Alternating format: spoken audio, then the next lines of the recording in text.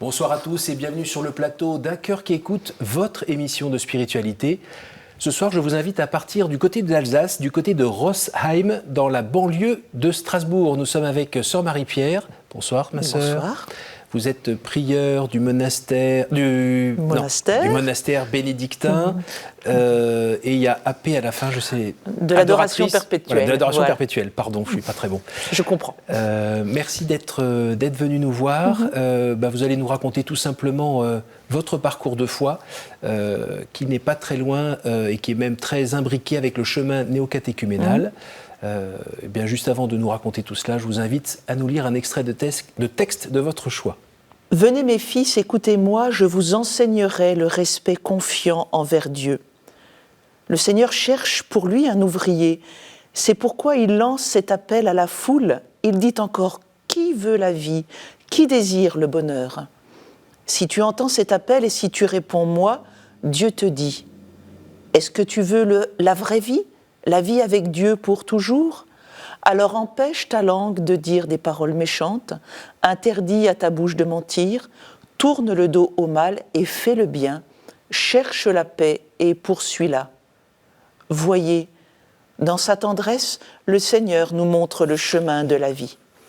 C'est pourquoi nous voulons organiser une école pour apprendre à servir le Seigneur. Dans cette école, nous l'espérons, nous n'imposerons rien de dur, rien de pénible. Pourtant, il y aura peut-être des choses un peu difficiles, pour des raisons justes. Mais à mesure qu'on avance dans la foi, le cœur devient large et l'on se met à courir sur le chemin des commandements de Dieu, le cœur rempli d'un amour si doux qu'il n'y a pas de mots pour le dire. Ainsi, nous n'abandonnerons jamais Dieu notre Maître et chaque jour, dans le monastère, jusqu'à la mort, nous continuerons à faire ce qu'il nous enseigne. Saint Benoît. Saint Benoît, le prologue de la règle.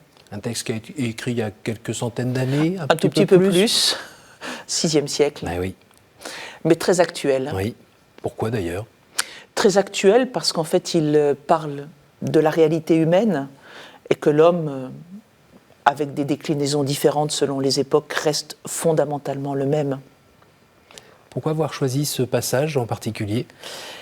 Parce que c'est un passage qui est très lié à ma vocation. Quand j'ai lu ce passage, où j'ai vu que Saint Benoît proposait d'ouvrir une école dans lequel le cœur se dilaterait, c'est-à-dire dans lequel nous apprenons, j'allais pouvoir apprendre à aimer davantage, je me suis dit, ça c'est pour moi.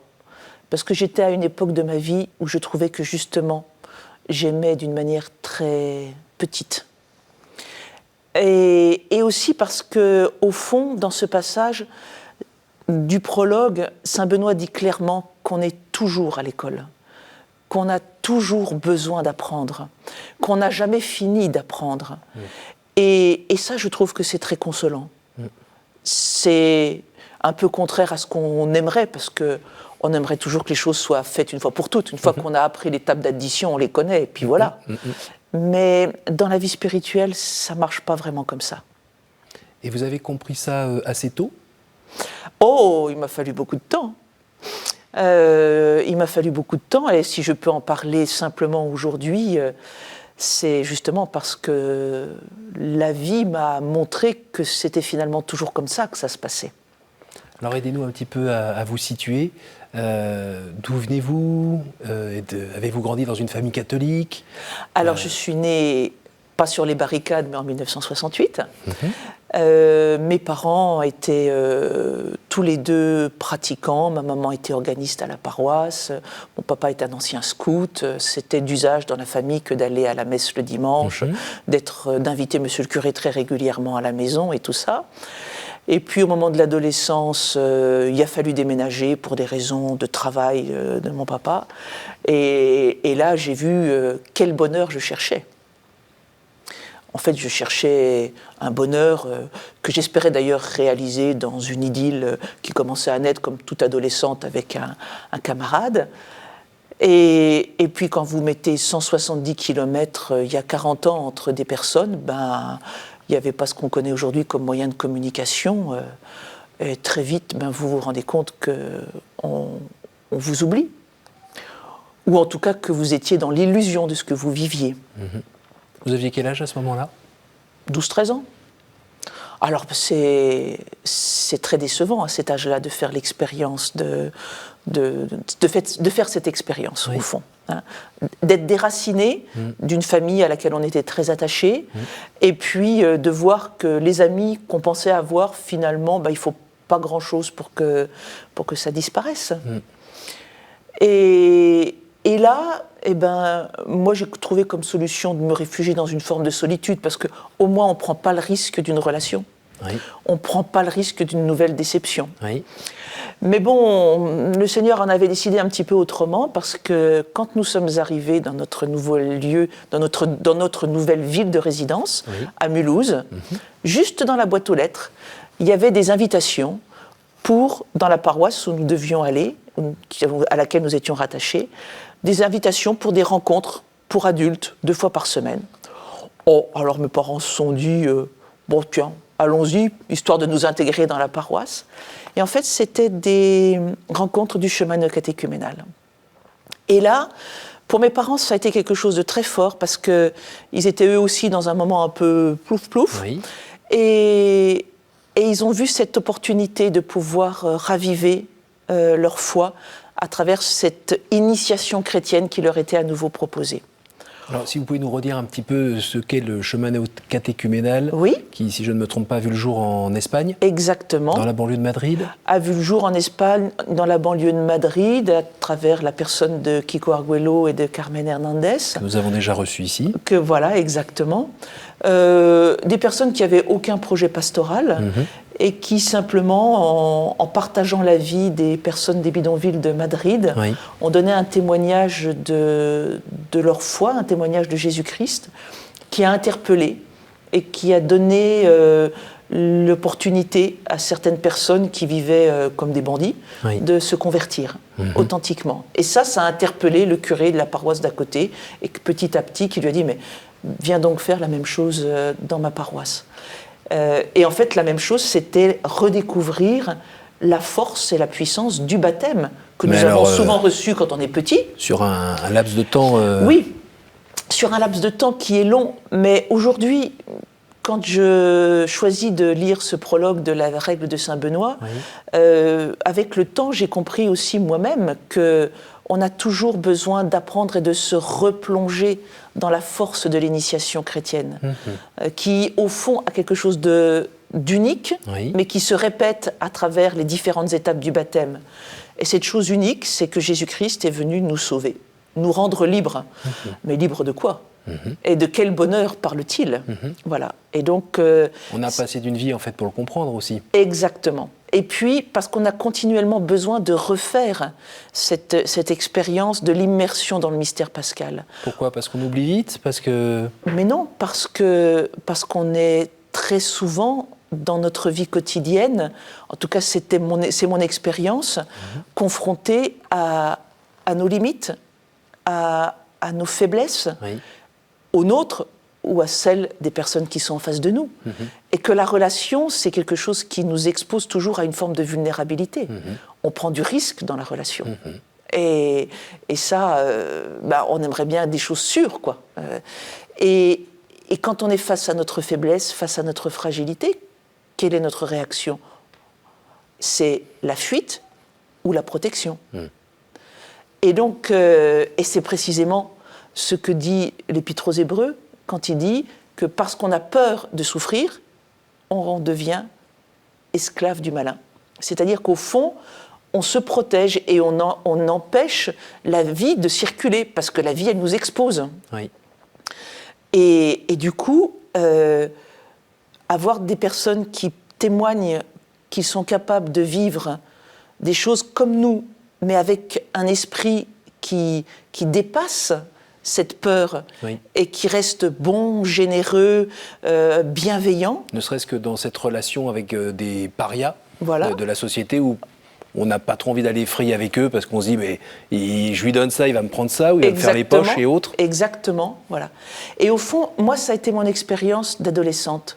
dans ce contexte que je vous disais, d'avoir été déçu par la relation et de chercher, au fond, un bonheur virtuel dans des séries, dans de la lecture, en faisant des études, enfin des choses comme ça. Mes parents ont accueilli les personnes qui donnaient les catéchèses, Julien et Daniel, avec 2 enfants, 2 petites filles. Et j'ai vu que ces gens, ils avaient les mêmes problèmes que nous, les mêmes difficultés, mais qu'ils les vivaient autrement. Oui. Et alors ça m'a donné envie, avec une sœur qui est juste derrière moi, qui me cassait les pieds pour me dire « Allez, vas-y, tu verras, c'est super ». Et moi, je ne pouvais pas imaginer que ça soit super. Vous étiez l'aîné de 3 ? Vous êtes Exactement, exactement. Et du coup, je me suis dit « Écoute, maintenant, je vais y aller. Puis une fois que j'y aurai été, tu me laisseras tranquille, quoi ».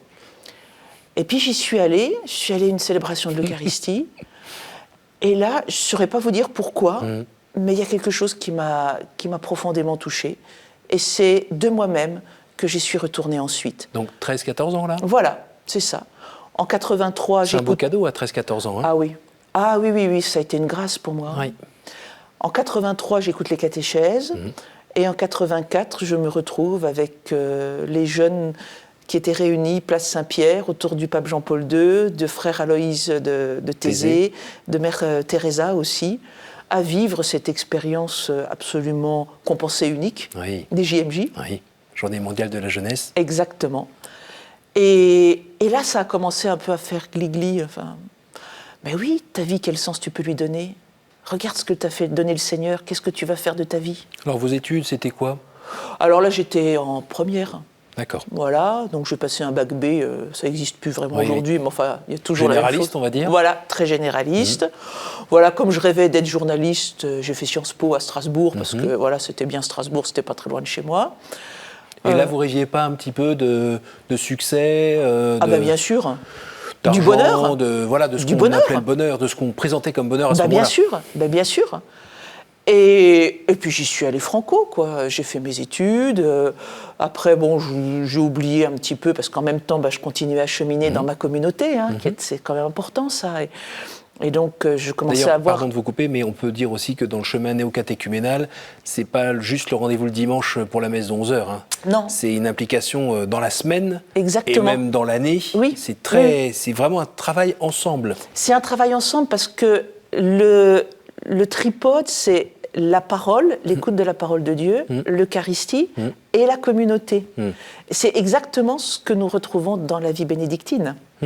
L'importance de la communauté, de la parole de Dieu à travers la Lectio Divina et des sacrements à travers l'Eucharistie quotidienne. Et alors la messe, justement, qui n'est pas dite en général le dimanche, mais plutôt le samedi soir, ça vous a plu, ça, par exemple, quand vous étiez plus jeune ? Ça vous a attiré ? Moi, c'est à cette occasion-là que j'ai dit, là, il y a quelque chose qui se passe que je ne connais pas encore. Voilà. Après la rencontre hebdomadaire pour partager autour de la parole, c'était pas trop difficile quand vous étiez plus jeune ? Vous avez attendu un peu avant d'y aller, peut-être ? Non, au contraire. Non. Au contraire, tout au début, j'étais dans une toute petite communauté, et comme on n'était pas très nombreux, on se serrait les coudes. Et puis c'est intéressant, on se réunit autour d'un thème, et puis ensuite on approfondit. Enfin, il y avait les deux, il y avait la dimension de se retrouver avec d'autres personnes, des couples, d'autres jeunes, et puis le fait d'être autour de la parole de Dieu, de s'enrichir mutuellement de ce qu'on écoutait. Alors tout ça ne vous a pas suffi, puisque je vous vois aujourd'hui habillé en noir et blanc. N'est-ce pas ?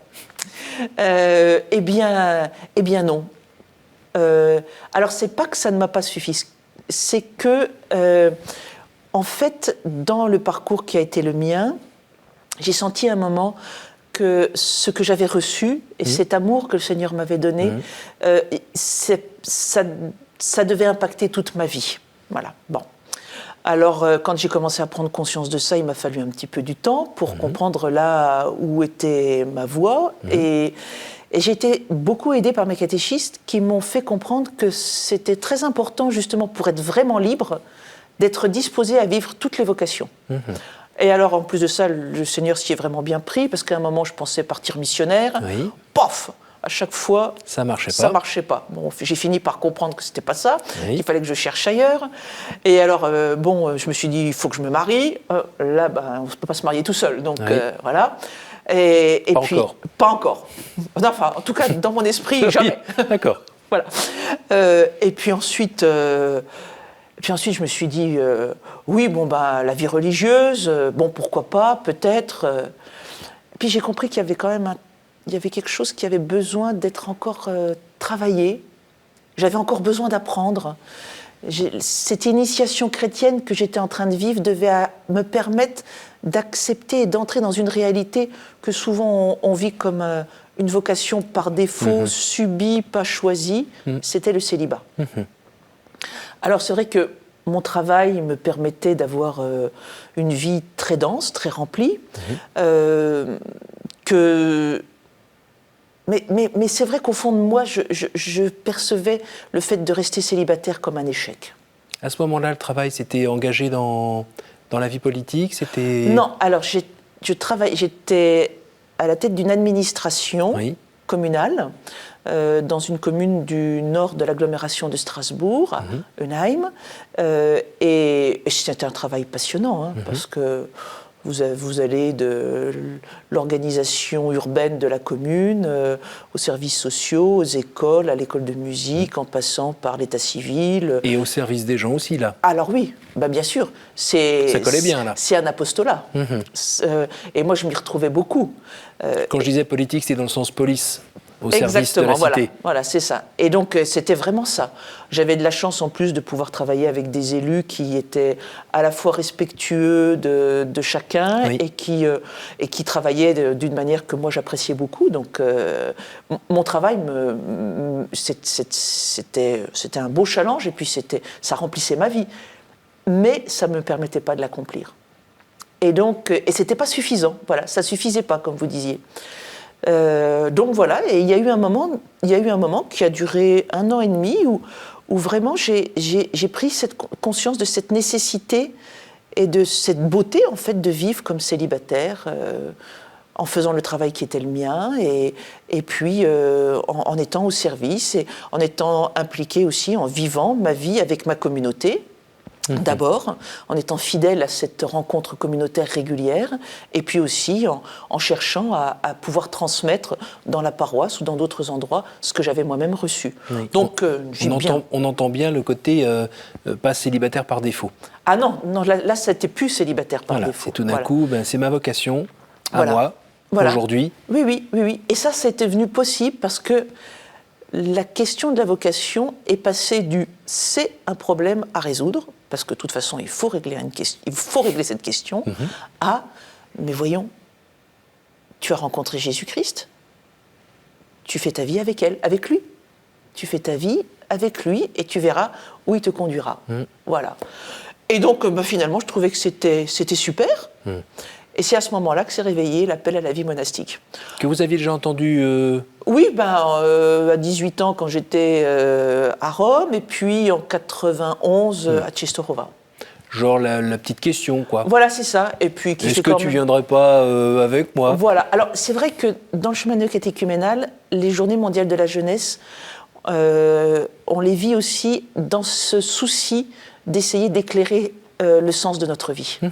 Et qu'on a une rencontre après les rencontres avec le Saint-Père, avec un appel vocationnel. Et je m'étais levée en 91 pour la première fois à Częstochowa. Mais bon, après, on a la tête plus ou moins dure, le cœur plus ou moins sourd, et on a besoin de temps. Et cet engagement, vous l'avez fait à quel âge alors ?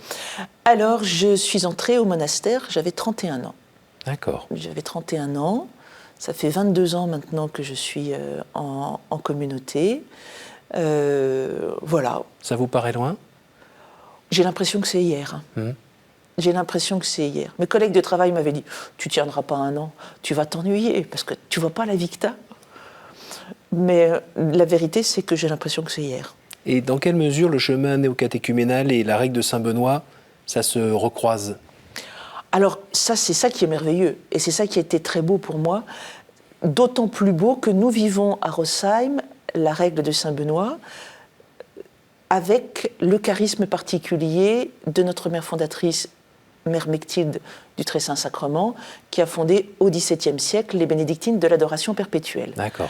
Mère Mechtilde, le cœur de sa spiritualité, c'est le mystère pascal, le baptême et la vie eucharistique, l'adoration eucharistique. Alors, l'adoration eucharistique dans un esprit de réparation. Donc, oui. Dans une vie communautaire. Moi, je m'y suis retrouvée comme un poisson dans l'eau par rapport à ce que j'avais reçu dans le chemin. Parce que le baptême, c'est ce qui justifie la redécouverte du baptême, l'initiation baptismale, la redécouverte existentielle de ce que le baptême implique dans ma vie. Eh bien, c'est ce que j'ai appris à redécouvrir dans le chemin. Et que la vie bénédictine, la vie monastique que j'étais appelée à vivre s'appuie sur le baptême et le mystère pascal, pour moi, c'était vraiment une continuité. Ensuite, la règle de saint Benoît s'appuie, accorde une très très grande place à la parole de Dieu à travers la Lectio Divina, et tout est pétri de l'écriture et de la règle. Et ça, c'est un des piliers de la vie que nous recevons, et de la vie chrétienne, je dirais, tout simplement, mais précisément à travers les rencontres des célébrations de la parole, c'est quelque chose auquel on est très attaché dans le chemin. Et puis la dimension communautaire, c'est-à-dire que la communauté nous apporte beaucoup parce que, justement, il y a d'abord la manière dont la parole résonne dans la vie des autres frères, dans le chemin. Et dans une vie monastique, on est une communauté à prier ensemble les psaumes à longueur de journée, à écouter la parole de Dieu, à scruter, à vivre la lecture. Dans un endroit, dans un bâtiment. Dans un endroit, dans un bâtiment. Ça, c'est un peu plus radical que dans le chemin, par contre. Oui.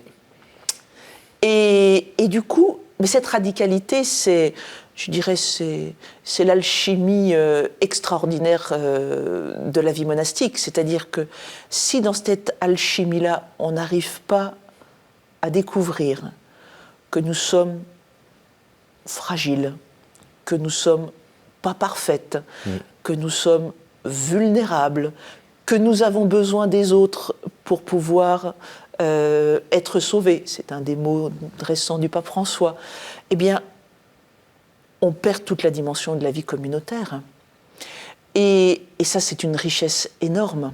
C'est une richesse énorme parce que, au fond, souvent, on rentre dans la vie monastique avec un idéal de perfection et on dit souvent qu'on n'y reste pas pour les mêmes raisons qu'on y est entré. Et si on y reste, c'est parce qu'on fait l'expérience, justement, de la miséricorde sur sa propre faiblesse.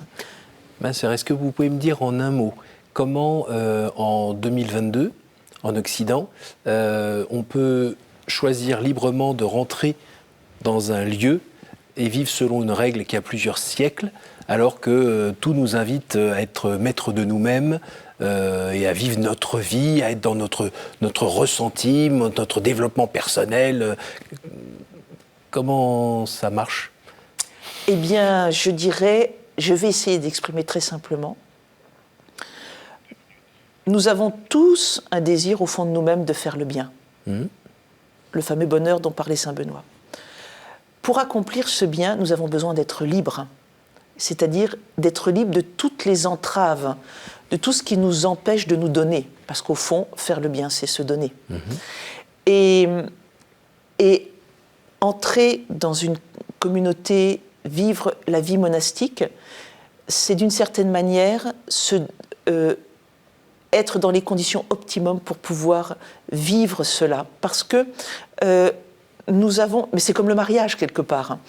Le fait d'être en relation d'une manière radicale et continue fait que on découvre que finalement, quand on se protège, on n'est pas si heureux que cela.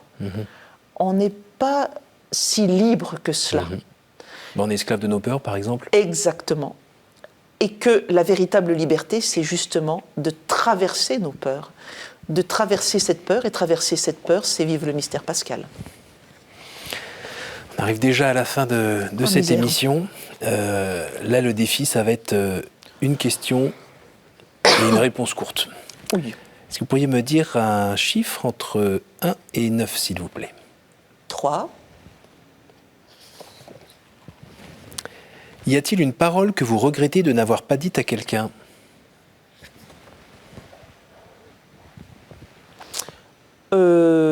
Oui. Laquelle ?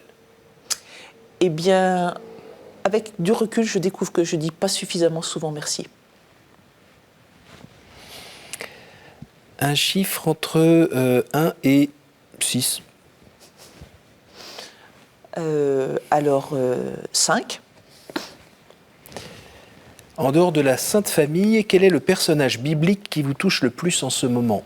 Abraham. Pourquoi? Parce qu'il lui a fallu beaucoup de temps pour comprendre. Et une dernière, entre 1 et 5. 4. Si vous pouviez revenir en arrière et changer quelque chose dans votre vie, que feriez-vous? Rien. Merci beaucoup, ma sœur. Merci beaucoup d'avoir quitté votre belle Alsace pour revenir faire un saut dans nos studios en région parisienne. Merci beaucoup pour ce témoignage et nous aider à mieux comprendre ce qui vous anime, mieux comprendre le chemin néocatéchuménal et puis la vie dans un monastère aujourd'hui.